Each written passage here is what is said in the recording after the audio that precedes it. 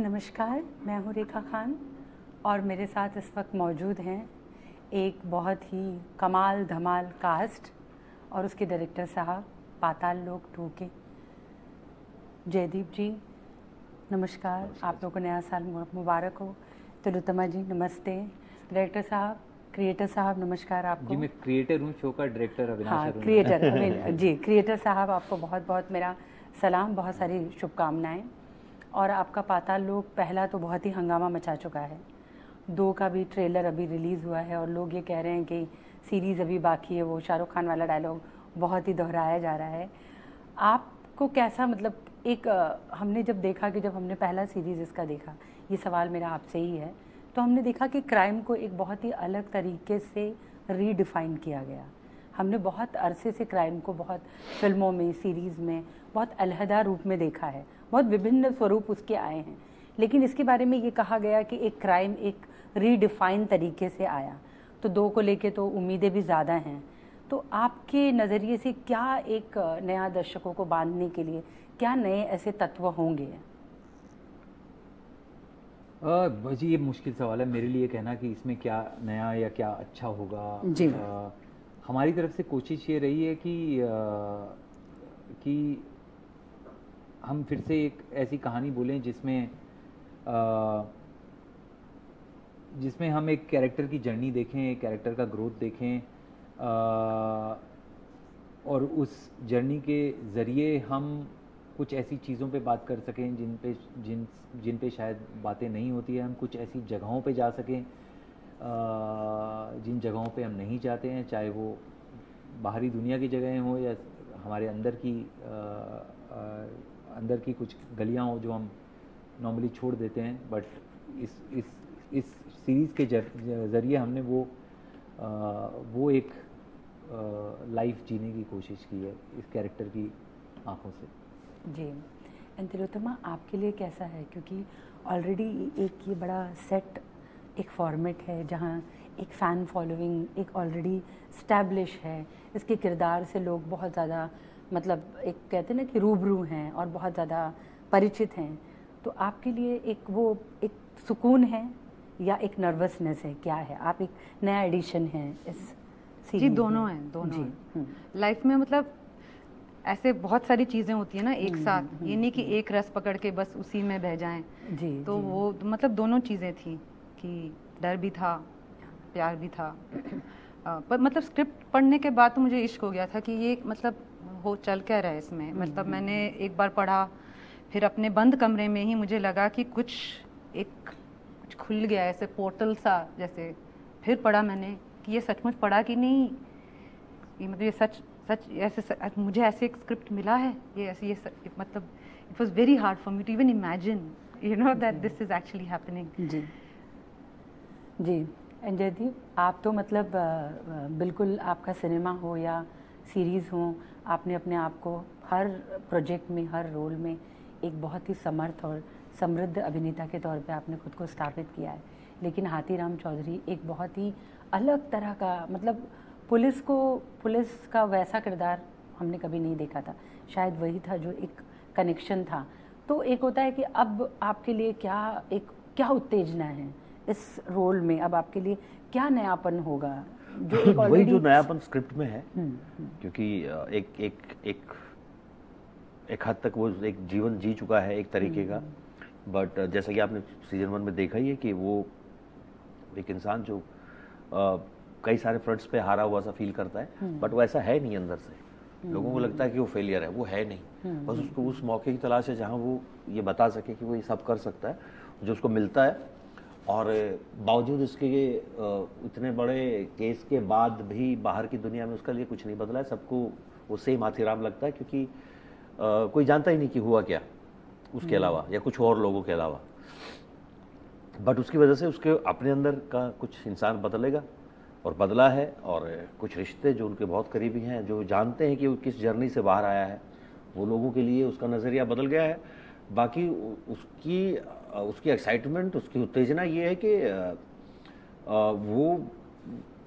वो सत्यान्वेषी टाइप आदमी है, उसको सच जानना है और उसकी तह तक जाना है। बिल्कुल। तो वो जो जो नई मुश्किलें, कठिनाइयाँ जो जो लिखी हैं पेपर पे, वो अपने आप में, जैसे अभी तिलोत्तमा ने बोला कि आप उसको पढ़ के देखते हो, आपको लगता है कि ये तो पिछले वाला तो आसान था, इसको कैसे हैंडल करोगे आप, ये जो अभी आया है। और मैं जेन्युइनली बता रहा हूँ आपको, आपको जेन्युइनली ऐसा लगता है कि यार ये तो बहुत ही अननोन टेरिटरी में चले गए हैं अभी, जहाँ कुछ भी फेमिलियर नहीं है, खान पान से लेके, भाषा से लेके, जोग्राफिकल जो कंडीशंस हैं, पॉलिटिकल कंडीशंस हैं, वो एकदम अलग हैं। वो हाथीराम की पहुंच से बहुत बाहर की दुनिया है, पर वो वहाँ भी सर्वाइव करता है, वो वहाँ भी लड़के खड़ा रहता है, वो जान पे बनाती है, सब कुछ करने के लिए तैयार बैठा है वो। और वही खूबसूरती है कि आप उस चैलेंज को चार कदम और आगे लेके चले जाते हैं। बिल्कुल। ये सवाल मेरा आप तीनों से है, आप लोगों का पाताल लोक क्या है? हमें ये तो पता चला कि सीज़न 1 में कि हमने अपने पुराणों में, अपने उसमें पढ़ा है, स्वर्ग, नर्क, अरे तुम पाताल में चले जाओगे, ये डायलॉग हमने बहुत सुना था, मतलब जैसे किसी को कोसा जाता है। फिर हमने एक सीरीज़ में उसे दिखा। आप तीनों का इंडिविजुअल, मैं तीनों से जानना चाहूँगी, आपका पाताल लोक क्या है? मुझे तो पाताल लोक बहुत खूबसूरत लगता है, तो मेरा तो पाताल लोक, मैं सीरीज की बात नहीं कर रही हूँ, ना आपके किरदार की बात कर रही हूँ। हाथीराम का पाताल लोक क्या है? नहीं अच्छा, जयदीप अहलावत का पाताल लोक क्या है? अरे यार,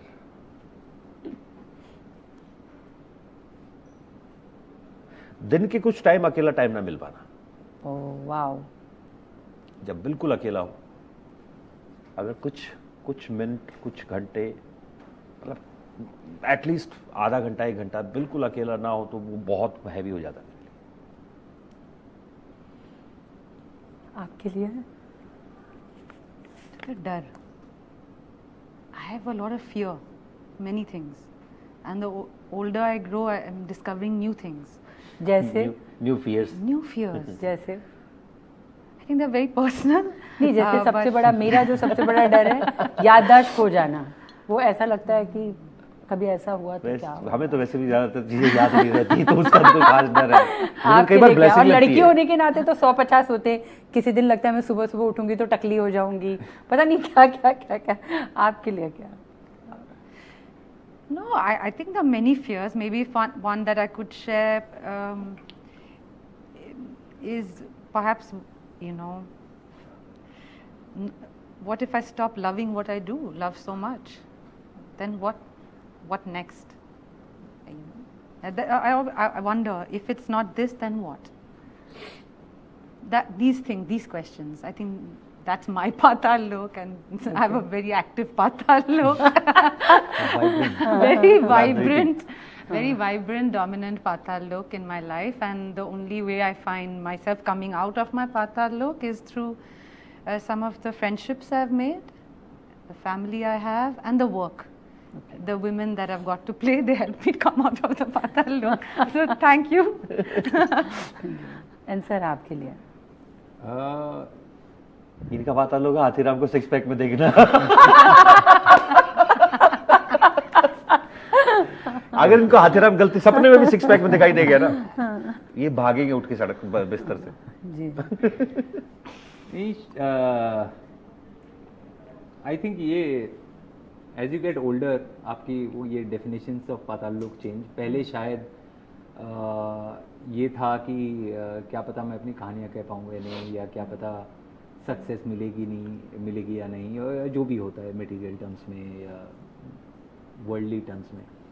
अभी ये आई थिंक थोड़ा डीपर फिलोसॉफिकल लेवल पे कुछ चल रहा है अंदर पाताल लोक, कि आप जिंदगी के मायने ढूंढ रहे हैं। जी। वो मैं नहीं ढूंढ पाऊंगा, शायद ये मेरा पाताल लोक। वाह, चलिए क्या कमाल के, देखा कितने अच्छे आंसर मिले। एंड जयदीप, आपके लिए तो ऐसा था कि आप सेना में जाना चाहते थे, और फिर वहाँ आप रिजेक्ट हुए, और फिर छोटे छोटे रोल हुए। हम आपकी जर्नी जानते हैं, कितनी कमाल की है, इनक्रेडिबल जर्नी है आपकी। लेकिन अब माशाल्लाह आपके लिए रोल लिखे जाते हैं, आपको सोच करके चरित्र गढ़े जाते हैं। कैसे देखते हैं इस पूरे ट्रांसफॉर्मेशन को? कैसा लगता है? पाताल लोक आपके बगैर, हाथीराम चौधरी के बगैर उसकी कल्पना नहीं हम कर सकते हैं। तो ये जो पूरा चेंज ओवर है, ये जो पूरा रूपांतरण है, ये सबको कैसे देखते हैं आप? कैसे देखते हैं? हाँ, मतलब कैसा लगता है ख्वाब, उपलब्धि, चुनौती नहीं, क्या? बस आप धन्य होते हो, आप ग्रेटिट्यूड फील करते हो टुवर्ड्स द पीपल जिन लोगों ने आपके ऊपर भरोसा दिखाया। आप बहुत सारी चीज़ें, जब आप सच बता रहा हूँ कि किसी एक काम का जब आपको क्रेडिट मिलता है ना, तो आपको, मुझे, मेरे साथ ये ज़रूर होता है कि मुझे वो सब चेहरे याद आ रहते हैं जिनके साथ वो मिलके बनाया गया था। और मैं सबकी तरफ से सिर्फ हाथ जोड़ता हूँ सबको। पर आप बहुत सारी चीज़ों के लिए ग्रेटफुल होते हो।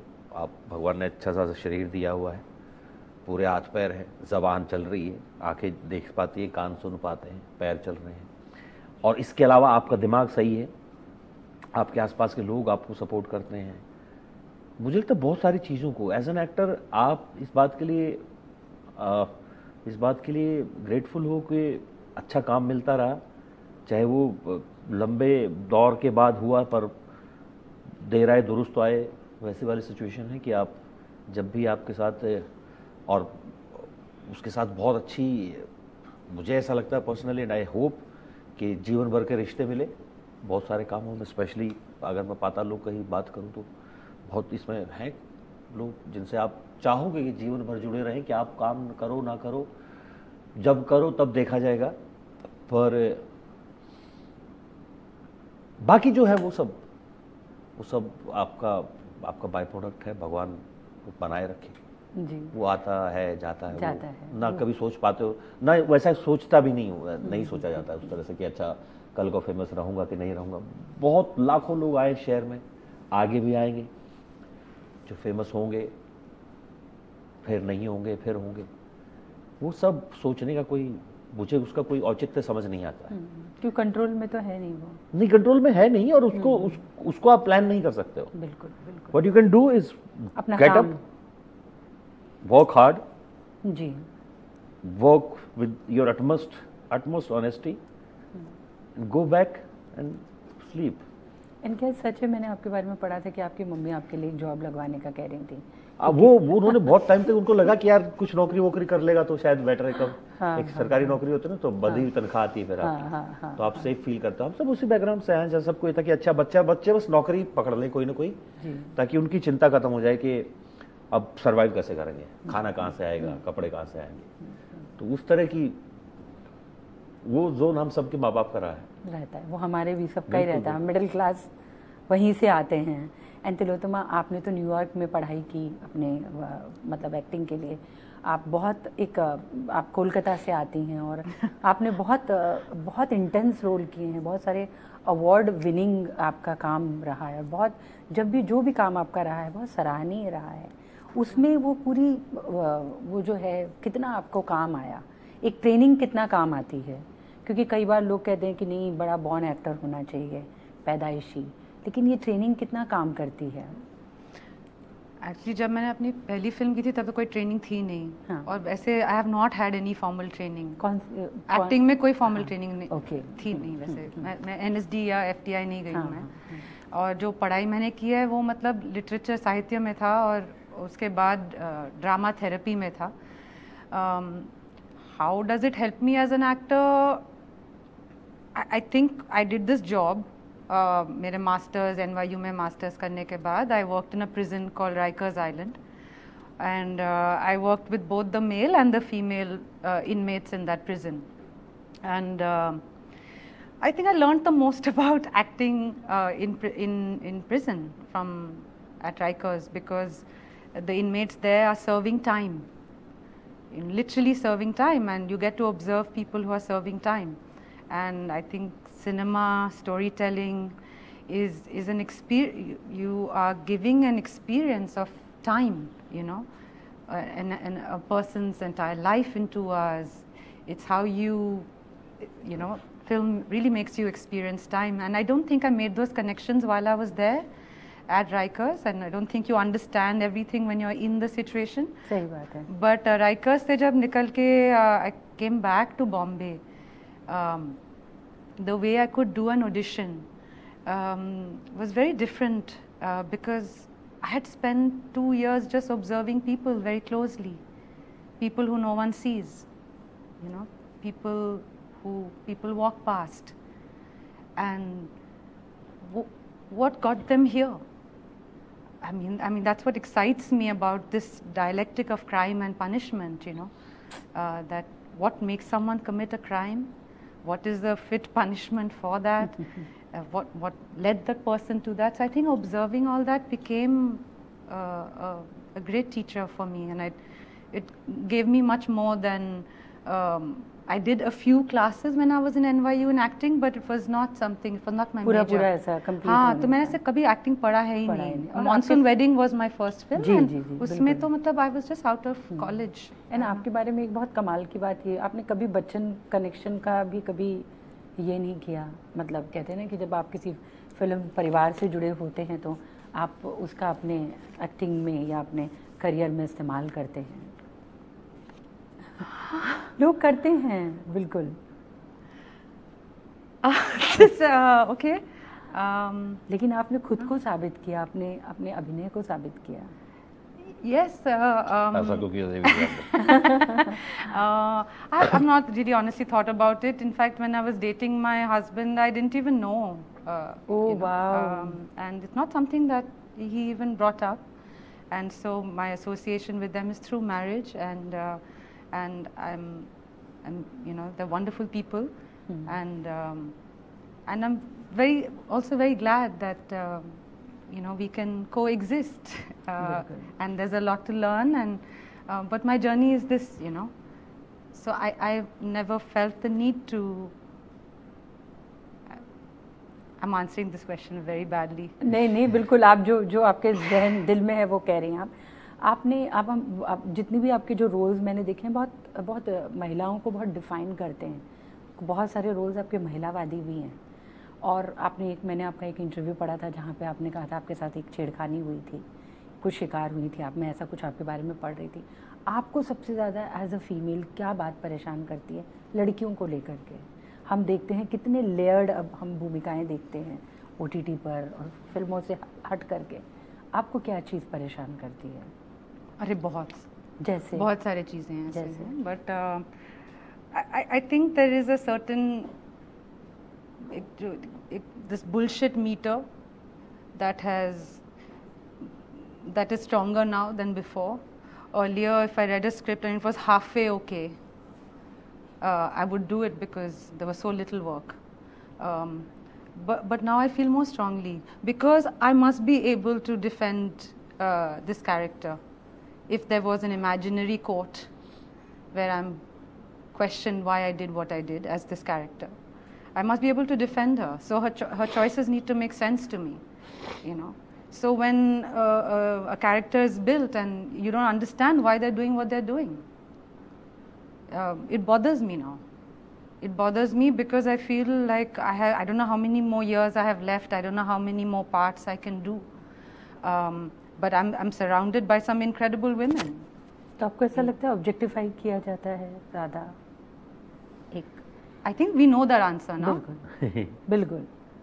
We know that answer. So when you're not objectified, and when you get something where you're not objectified, then you really want to make the most of it because you don't know when it'll happen next, and this may be your last chance to shift the needle a little bit for the rest of us, and for all the women who walked before me.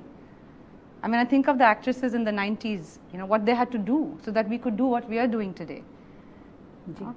So I feel a great sense of responsibility because I know that well-written female parts are far and few. So the few that I get, it feels pretty life and death because you don't know when it'll come again. जी, मेरा ये आखिरी सवाल है, आखिरी मुझे तो बहुत बात करनी है लेकिन वहाँ से यूं हो रहा है, लेकिन ये मेरा आखिरी सवाल है क्योंकि आप लोग बहुत ही सेंसिबल और एक सोच प्रेरक लोग हैं। आप लोग अपनी एक बात, एक स्टैंड रखते हैं और आप जो कहेंगे वो बहुत ध्यान से सुना जाता है। और उस पर 26 जनवरी आ रही है और हमें पता है कि कॉन्स्टिट्यूशन का एक हम उसको मनाते हैं। आप लोगों को क्या लगता है ऐसा कौन सा कानून है जो नया होना चाहिए या कुछ बदलाव होना चाहिए? आप जयदीप जी आप बताइए, आपको क्या लगता है? सॉरी एक सेकंड, मैं कुछ और कोई नहीं, कॉन्स्टिट्यूशन दिवस है, 26 जनवरी आ रही है, यहाँ तक था। आपको क्या लगता है क्या नया कानून होना चाहिए या कौन से कानून नए होने चाहिए? सडनली एकदम आउट ऑफ ब्लू सवाल आ गया ना कि एक बार देखना क्योंकि पड़ेगा। 26 जनवरी तक का फिर मुझे मिलेंगे नहीं, मुझे ये ना। लगता है कि संविधान बना रहे और उसके हिसाब से सब चीज़ें होती रही, वही काफ़ी है। और नए कानून, और ये लंबा डिस्कशन हो जाता है कि क्या नए कानून होने चाहिए और क्यों नहीं होने चाहिए। नहीं, वो अगेन वो एकदम से ऐसा दिमाग में नहीं आएगा ना, सडनली पाताल लोक से आप संविधान पे आ गए तो। जी। बट मेरा ये लेकिन मानना है पाताल लोक संविधान में भी रहे। पूरे संविधान की ही हाँ, बातें संविधान हैं। रहे और सुरक्षित रहे, जी। जितना है वो अभी काफी, अभी के लिए काफी है। अभी के लिए मैं इतना ही कह सकता हूँ। एंड तिलोत्तमा, आपको क्या लगता है? I think it's easier to change laws. It's more difficult to change people's hearts and habits, right? So, I mean, you can add a new law, but people will have to. Sir, आप? I think वो संविधान की spirit को समझना ज़रूरी है rather than नए कानून, क्योंकि जब तक हमें उसकी समझ नहीं होगी तो आप जितने मर्जी कानून लाते रहिए, इससे कुछ बदलाव नहीं आना। इनसे सिर्फ एक सवाल और सर, आपसे सिर्फ एक ही सवाल और सर, हम देख रहे हैं कि पाताल लोक 1 जो था बहुत ही कमाल का था। मुझे जो आपका ट्रेलर है वो बहुत अच्छा लगा है और बहुत उम्मीद है, लेकिन आपको लग रहा है कि बीते कुछ समय में बहुत सारे सब्जेक्ट का बहुत सारा दोहन हो गया है, बहुत कंटेंट बहुत एक्सेसिव और एक ही तरह का, वो एक डर है? क्योंकि हम देखते हैं कि कभी बार हम बहुत सारे शो में वैसी चीज़ें देखते हैं, तो वो एज अ क्रिएटर वो मतलब एक चैलेंज है, क्योंकि देख ही नहीं पा रहे होगे कुछ। इतना बिजी है तो उनको ये नहीं पता चल रहा होगा कि दोहन हो रहा है। वो है, वो हम we live in a time of information overdose, और अब ये जो एक समय पहले जिस चीज़ को हम सिनेमा कहते थे या स्टोरी कहते थे, उसको अब हम कंटेंट कहने लग गए हैं। और उसमें रील्स भी आती हैं, उसमें सब कुछ है, उसमें टिकटॉक भी है, और उसमें आप जो बना रहे हो वो भी है, सिनेमा भी है। आई थिंक जो फ्लफ है, जो गंदगी है, या जो भी, वो एक टाइम के बाद सेटल हो जाएगा और शायद ऊपर लोटस स्टेम्स बचेंगे बस। हाँ, ऐसा कुछ हो, कहानियाँ तैरती रहेंगी। हाँ, कहानियाँ तैरती रहेंगी। जी जी, चलिए, बहुत खूबसूरत आपने जवाब दिया और आप लोगों ने तमाम मेरे सवालों का बहुत सब्र से जवाब दिया। बहुत आप लोगों को शुक्रिया। Thank you so much. Thank you.